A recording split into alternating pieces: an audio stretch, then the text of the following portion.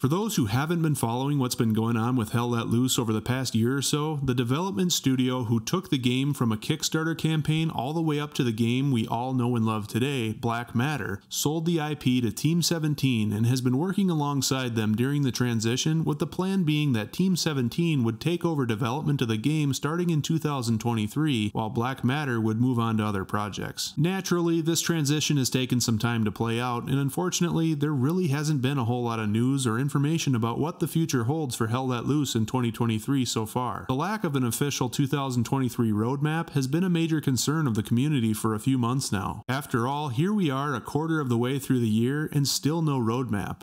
Well, at least up until now. That's right, guys, Team 17 has finally released the official 2023 roadmap for Hell Let Loose, and it's quite interesting to say the least. So without further ado, let's check it out, starting with what we can expect here this month in April. As announced in the last development brief, Update 13.5, which is set to release on April 5th, will be the first of many upcoming health updates focusing on increased stability and bug fixing. Personally, I was happy to hear that Team 17 is focusing on fixing what's currently broken instead of flashy new content, which they could have easily done to build hype for their first announcement as a new development studio, right? To me, this shows that Team 17 is dedicated to truly improving upon the game itself and not just repackaging the existing content with fancy new skins. Some of the notable updates in 13.5 will include VoIP improvements, which aim to increase the comm stability and reduce those annoying disconnects, improved server stability and performance, a fix for the issues with Kursk that causes crashing, which will see Kursk back in map rotations across all platforms, some environmental misalignment and LOD fixes on Stalingrad and Karantan, and further optimization across all other maps. Console players will be particularly happy to know that things like connection errors, visual bugs, disconnects, VoIP issues, and problems with haptic feedback are all on the list of issues being addressed by this update. And perhaps most notably, Team 17 is implementing new gameplay analytics, which will help them collect more data points and hopefully finally figure out what's causing some of the longest running and most annoying bugs in the game, including the grenade bug, hit registration issues, weapons not firing on occasion, visual artifacts, and the one that really grinds my gears, the infamous loadout bug. Ugh.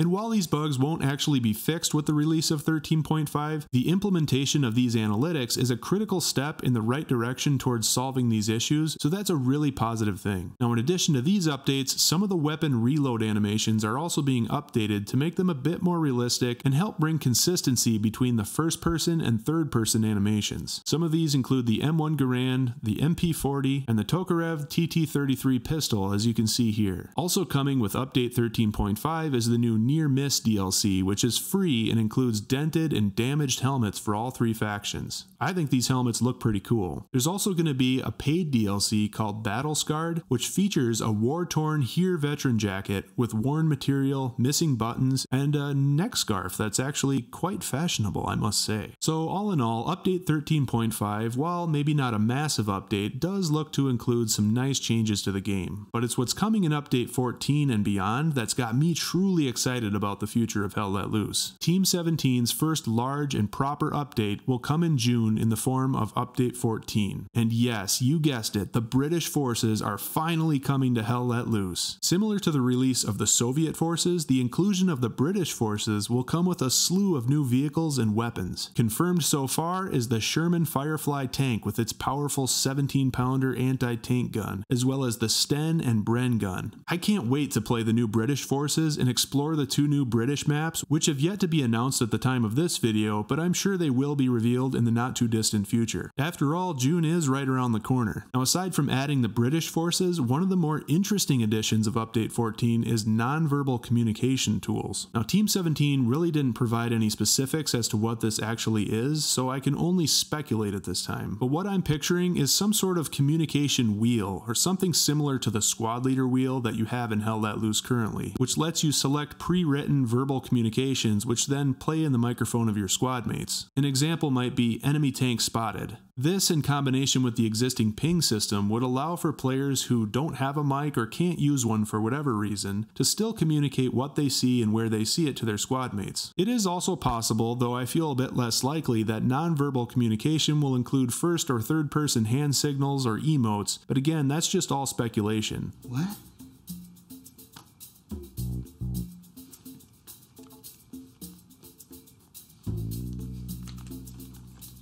Like I said, my best guess is some sort of communication wheel with common predetermined lines. And while this is a neat feature, I do have a couple concerns. The first is that this will be spammed by trolls over and over again just to annoy people. I need ammo! I need ammo! I need ammo! And the second is that adding another nonverbal communication tool will give people one less reason to use their microphones. But listen, we don't know exactly how this system will work yet, so I'm not going to sit here and worry about it, bitching about how Team 17 is ruining Hell Let Loose, like some other content creators will probably do. And if that is in fact how the verbal communications work, then hopefully Team 17 will find some ways to address those concerns. Now, with each major update moving forward, Team 17 will be doing a refresh of one existing map, with the first one coming in Update 14. They didn't specifically state which map would be updated or exactly how, but they did mention that these map refreshes will include things like lighting passes and adding additional atmospherics to help tell the story of these maps and bring them alive, so to speak. It'll be interesting to see if any of these changes really have an impact on gameplay, or if they're all just strictly visual. I guess we'll find out in June. Also coming with Update 14 are some improvements to player locomotion. These efforts include making the crouch and sprint speed match the player's actual speed, and making the animations look a little more natural thanks to some updated player skeletons, which will also reduce the performance impact of the character movements. And performance improvements are always a big win in Hell Let Loose, so good stuff there. In addition to these new features, Update 14 will include more premium DLC, more quality of life improvements, and an updated in-game player reporting tool. Again, no details were provided on this, but as a server owner myself, I'm in full support of adding additional tools for people to be able to report problematic players. But guys, we're just getting started. Once Update 14 releases in June, we'll only have to wait until July for the next major update, which includes one of the most exciting and surprising new features to the game. Update 15 will introduce the first of two brand new game modes. This new game mode will be called Objective and will be based on the assault of the Breakcourt Battery. You might recall the epic scene in Band of Brothers where Lieutenant Dick Winters leads an assault on 4 German 105mm artillery guns. Well, now it seems we get to relive this scene in Hell Let Loose. Since this game mode will take place on a relatively small section of the St. Marie-Dumont map, it'll be a shorter game mode, closer to 30 or 40 minutes in length, and presumably we'll see the US team fighting to destroy the 4 German artillery guns before time runs out, while the Germans are tasked with defending them. I'm really excited about this new game mode, and I'm hoping they expand this idea to other maps as well. I think it'll be refreshing to have a game mode that's not centered around map control, but rather around specific objectives. Update 15 will also introduce the 101st Airborne Division as DLC, so now we can sport the Screamin' Eagles patch while fighting the Germans. Now it's also going to include more general bug fixing and a new tutorial system, which is something the community has been requesting for a long time. It's unclear if this will be a playable training camp style tutorial like in the game Squad, or a video tutorial, or something entirely different. But until then, you can always learn the ins and outs of the game right here on my YouTube channel, right? And let's be honest, even after Update 15, you're still gonna want to hear this smooth, sultry Wisconsin accent, huh?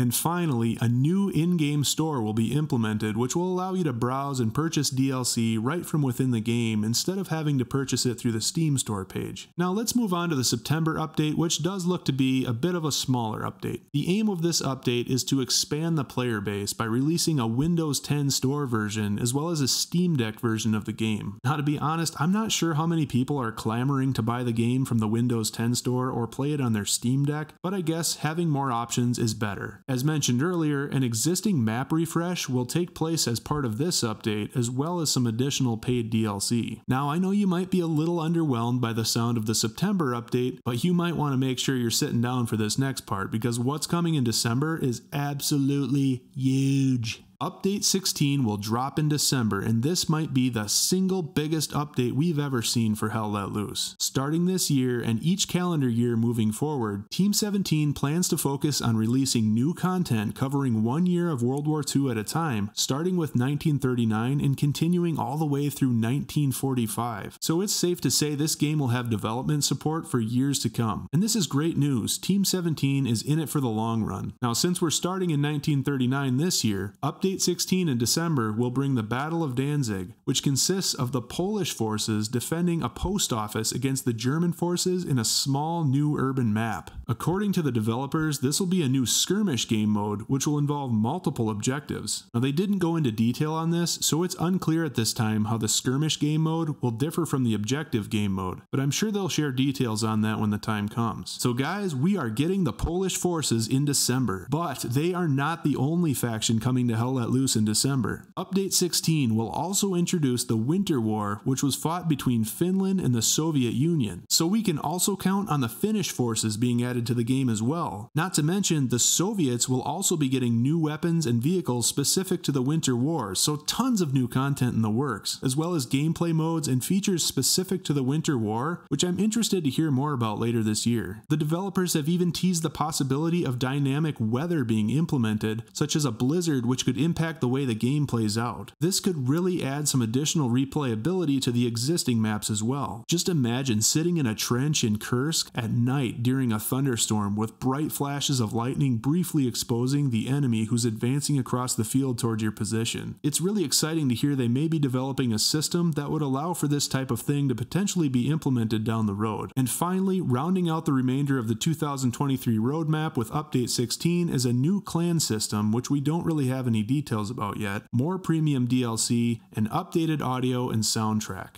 Whew, holy crap, guys, that's a lot of new content coming our way in the next 9 months. If Team 17 is able to deliver on all this content, I will be incredibly impressed, to say the least. This is going to be a very massive and very interesting year for Hell Let Loose, and I cannot wait to experience it all with you guys. And I'll tell you what, if you've been on the fence about buying Hell Let Loose, I think it's a pretty damn safe investment at this point, given all the content that's yet to come. Team 17 will clearly be giving this title development love for the next several years. You can pick up a copy at the Fanatical store using the link in the video description below. Fanatical is a great service, and plus you'll be supporting me as I'm an affiliate and earn a small commission from each sale. So, do us both a favor and pick up this amazing game already, will ya? Alright guys, that's everything I have for now. If you haven't already subscribed, consider doing so if you're interested in seeing more updates like this, and hey, if you enjoyed this video, give it a thumbs up and let me know. And I'm curious to hear what you guys are most excited about, so go ahead and leave a comment. Alright, thanks for watching guys, I'll catch you in the next one.